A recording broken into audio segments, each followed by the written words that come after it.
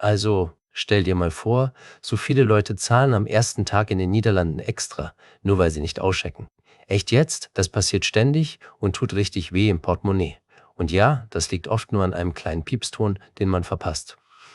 Oh ja, und viele denken, die Karte funktioniert einfach automatisch, ohne irgendwas zu machen. Das stimmt halt nicht. Man muss das Guthaben checken und wirklich ein- und auschecken, sonst gibt's Ärger.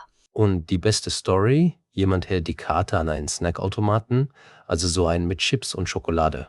Er wartet, dass das Tor aufgeht und na ja, er verpasst natürlich den Zug. Klingt lustig, ist aber echt stressig, wenn man es erlebt. Hey und herzlich willkommen zu unserer kleinen Kaffeerunde. Ich bin Tim, schön, dass ihr dabei seid. Heute reden wir über die OV-Chip-Card, also die Karte für Bus, Tram, Metro und Zug in den Niederlanden. Und ich bin Julia. Wir machen das heute ganz ruhig, Schritt für Schritt. Keine Sorge, wir erklären alles einfach und mit Beispielen. Ei, India. Woody des Sports, eine Laus sammen. Woody des Sports ist auf nie, eine Laus sammen. Das auf nie, in der Not eine Laus sammen.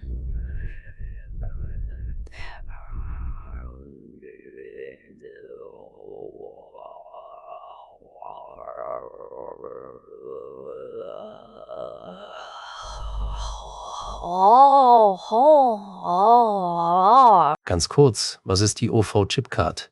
Das ist eine Plastikkarte, mit der du im öffentlichen Verkehr bezahlst. Du hältst sie an ein Gerät, das piept, das nennt man Einchecken. Beim Aussteigen hältst du sie wieder dran, das ist Auschecken. Genau, einchecken heißt, Karte dranhalten, Pieps, fertig. Auschecken heißt, nochmal dranhalten, wieder Pieps. Wenn du nicht auscheckst, zahlst du oft eine hohe Pauschale, also einen festen, teuren Betrag. Das ist super nervig. Ja, und Guthaben heißt einfach das Geld auf der Karte. Ohne genug Guthaben geht es nicht. Für den Zug brauchst du meistens mindestens so etwa 20 Euro, damit du einchecken kannst. Für Bus und Tram reicht oft weniger, so um die 4 Euro. Aber ich lade lieber etwas mehr auf. Stimmt. Und kleiner Tipp, du kannst auch automatisches Aufladen aktivieren. Das heißt, wenn dein Guthaben niedrig ist, lädt die Karte automatisch Geld nach. Das spart Zeit und Nerven. Es gibt übrigens zwei Arten von Karten, oder? Eine anonyme Karte, die jeder nutzen kann, und eine persönliche Karte mit einem Foto. Die persönliche Karte kann man mit Rabatten verknüpfen und auch sperren, wenn sie verloren geht. Die anonyme ist einfach, aber ohne Namen und ohne Foto. Genau. Und da kommen wir schon zu einer kleinen Debatte. Viele sagen, das System ist zu kompliziert, vor allem für Touristen. Andere sagen, nein, es ist super effizient, man muss es nur einmal verstehen. Ich bin so in der Mitte, ehrlich gesagt. Ich auch, so halb halb.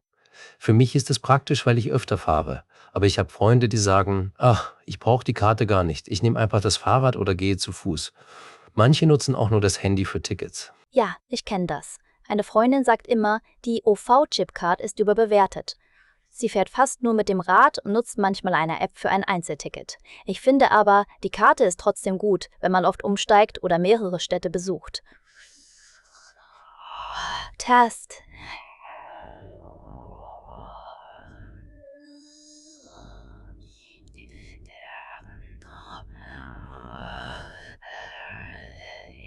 Ich finde aber, die Karte ist trotzdem gut, Vandent hatte über den an. Die peigt eit. Ich na. Total. Vor allem, wenn du an einem Tag Bus, dann Metro und später den Zug nimmst. Mit der Karte ist das halt einfacher und oft auch günstiger. Ohne Karte wird es schnell chaotisch. Lass uns mal typische Fehler durchgehen. Erster Fehler, man denkt, die Karte ist aktiv, aber sie ist es nicht. Aktivieren heißt, man verbindet die Karte einmal richtig mit dem System, oft am Automaten. Wenn man das vergisst, geht beim Einchecken nichts. Zweiter Fehler, und der ist echt häufig, man vergisst beim Wechseln vom Bus zum Zug wieder einzuchecken. Also aus dem Bus auschecken, dann beim Zug neu einchecken. Wenn man das nicht macht, zählt das System das nicht richtig und es wird teuer. Dritter Fehler, man schaut nicht aufs Guthaben. Plötzlich piept es rot und man kommt nicht rein. Ich sag immer vor der Reise kurz prüfen. Am Automaten geht das oder in der App von der UV-Chipcard. Apropos App, das ist ein super Tipp. Viele wissen gar nicht, dass die App richtige Live-Infos gibt, zum Beispiel wenn etwas schief geht. Da siehst du dein Guthaben, deine letzten Fahrten und du bekommst Hinweise. Und ich mag auch die Reise-Apps. Die App 92. 92 ist super für Routen. Du gibst Start und Ziel ein und sie zeigt dir, wann der Bus kommt und wo du umsteigst. Das ist für neue Leute echt Gold wert. Storytime, okay. Ein Kumpel von mir war das erste Mal in Amsterdam. Er hat die Karte an eine große Glastür gehalten, die aber nur für Notausgang war. Er wartet, nichts passiert und der Zug fährt weg. Danach hat er gelernt, such immer das kleine Lesegerät mit dem Symbol, also die kleine Karte mit Funksignalen drauf. Oh Mann, ich kenne auch so eine Geschichte. Eine Austauschstudentin bei uns hat wochenlang Stress gehabt. Sie ist oft falsch umgestiegen und hat zweimal nicht ausgecheckt. Am Ende hatte sie viel zu hohe Kosten und war total frustriert.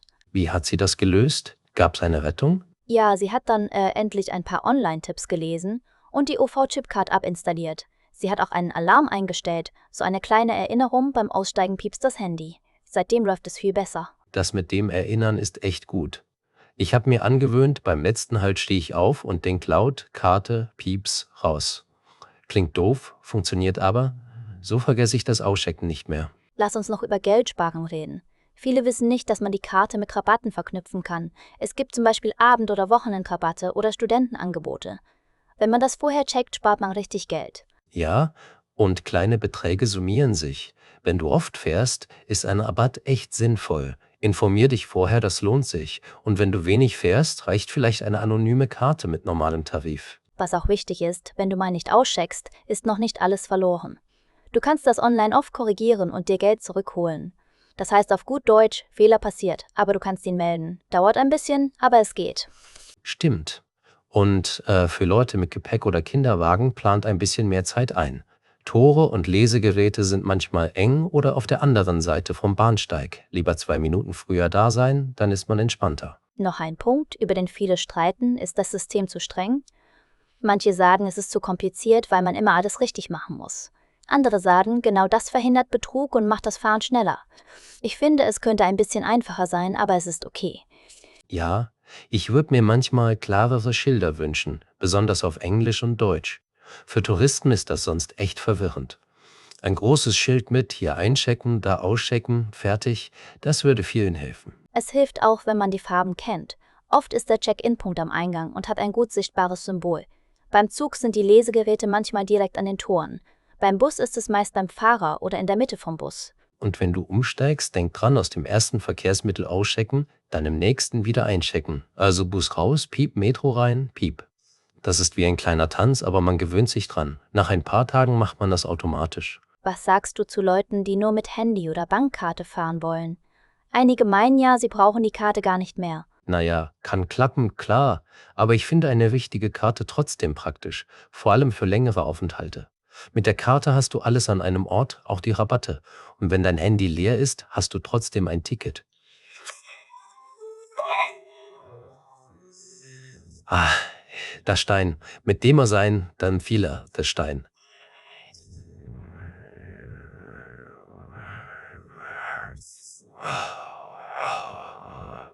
Ich bin der Mastumba. Guter Punkt. Und noch ein Tipp für den Alltag. Behalte deine Karte am gleichen Ort, zum Beispiel im vorderen Fach der Jacke. Jedes Mal an die gleiche Stelle greifen, piepsen, fertig. Kleine Routine, großer Effekt. Ich packe sie gerne in eine Hülle mit Loch. Dann muss ich sie nicht rausnehmen. Ich halte einfach die Hülle dran, das geht schnell.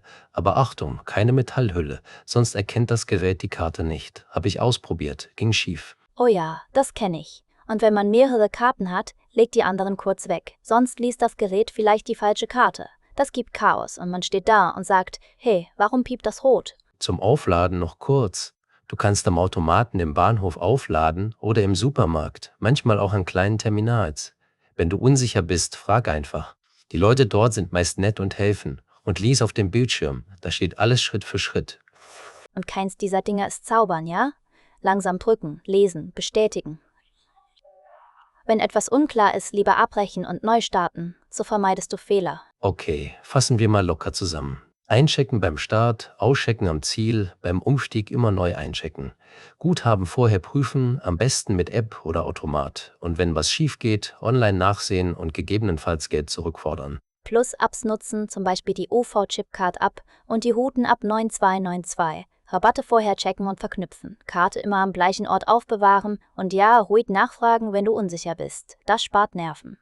Na dann, ich glaube, jetzt ist die OV-Chipcard schon viel weniger mysteriös. Oder, was meinst du? Ja, total. Das war jetzt sehr entspannt. Und wenn euch das geholfen hat, dann gebt uns gern ein Like. Abonniert unseren Kanal, dann verpasst ihr die nächsten Tipps nicht. Schreibt uns auch mal eure peinlichste Fahrtenstory. Ich liebe solche Geschichten. Vielleicht nehmen wir die in einer nächsten Folge, anonym natürlich. Danke fürs Zuhören und bis zum nächsten Mal.